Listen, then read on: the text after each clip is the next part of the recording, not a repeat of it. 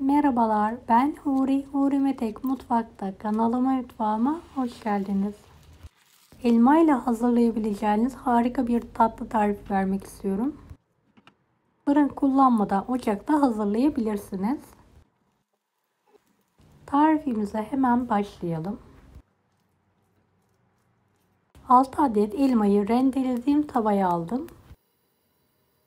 Üzerine 1 su bardağı toz şeker. Evet, yüksek ateşte önce sulanıp daha sonra suyunu çekene kadar pişirmeyi bırakalım.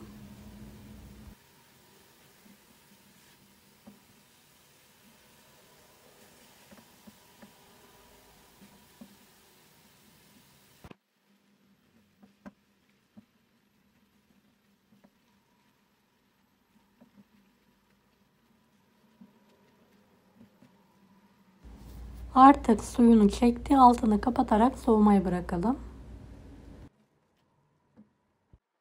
2 tam yumurta, yarım su bardağından biraz fazla toz şeker,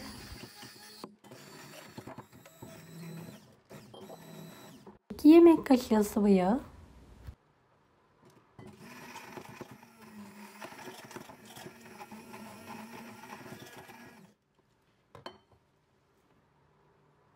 2 su bardağı un, yarım paket kabartma tozu, 1 paket vanilya,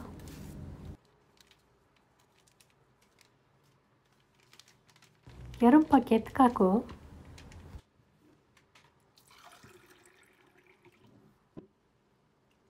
4 su bardağı su,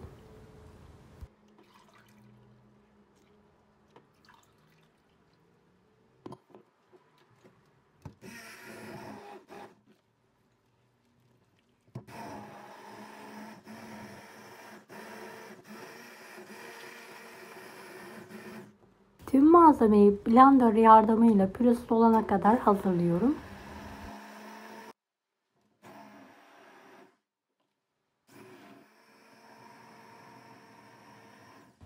Evet, görüldüğü gibi akışkan bir hamur. Tavayı 1-2 damla sıvı yağ ile yağlayalım. Sıcak tavaya 1,5 kepçe hamurdan dökelim ve yayalım. Yüksek ateşte arkalı önlü olacak şekilde pişirelim. Evet, pişen hamurumu servis tabağına alıyorum. Her defasında bir peçete yardımıyla tavamı yağlıyorum. Kepçe yardımıyla hamurdan dökerek pişirmeyi bırakıyorum. Evet, hamurum bitene kadar aynı işlemi yapmaya devam ediyorum.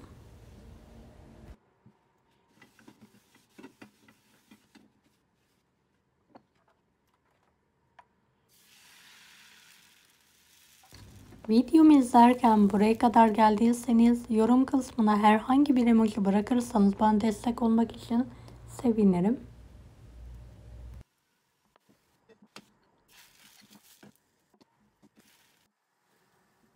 Son hamurumu da tezgah üzerine alarak soğutmaya bırakıyorum. Videodaki gibi hamurları ard arda dizdim. İç harcımı ikiye bölüyorum. Hamurların üzerine alıyorum.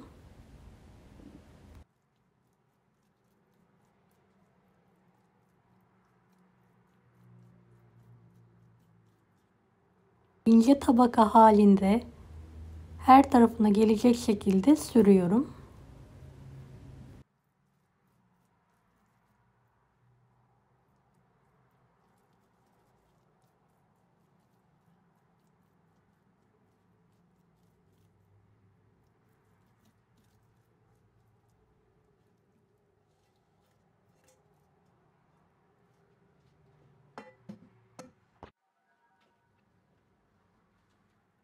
Evet, hepsini sürdüm. Kenarlarını videodaki gibi katlayalım.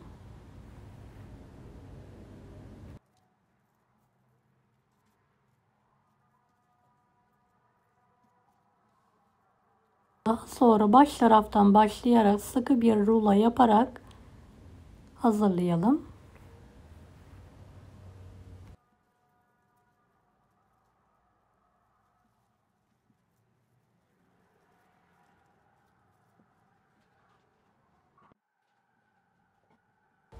Evet, ikinci hamuru da aynı şekilde hazırlamaya devam edelim.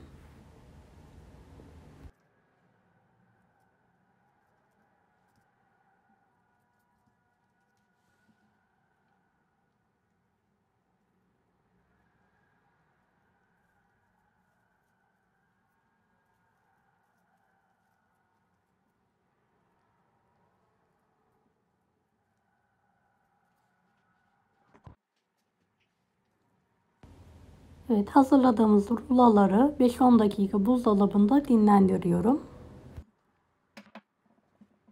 Üzerlerine eritilmiş bitter çikolata sürüyorum. Her tarafına gelecek şekilde sürmeye dikkat edelim.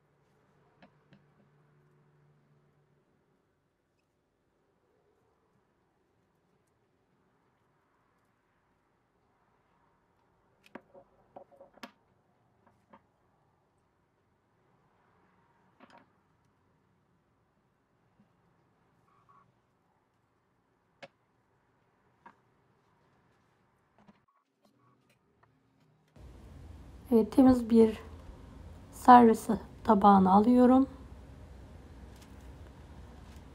Ve buzdolabına kaldırarak çikolatası donması için bekliyorum. Çikolatası donduktan sonra dilimler halinde kesiyorum.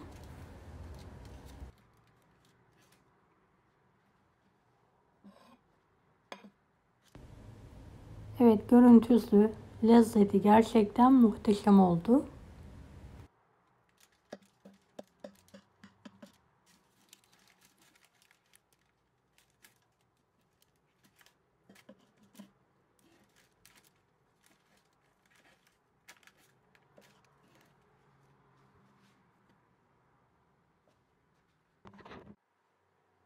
Evet, bir de yakından göstermek istiyorum.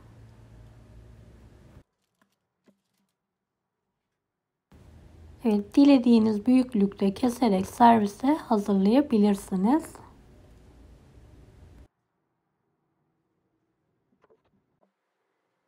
Çayın kahvenin yanında harika oluyor. Mutlaka denemenizi tavsiye ederim.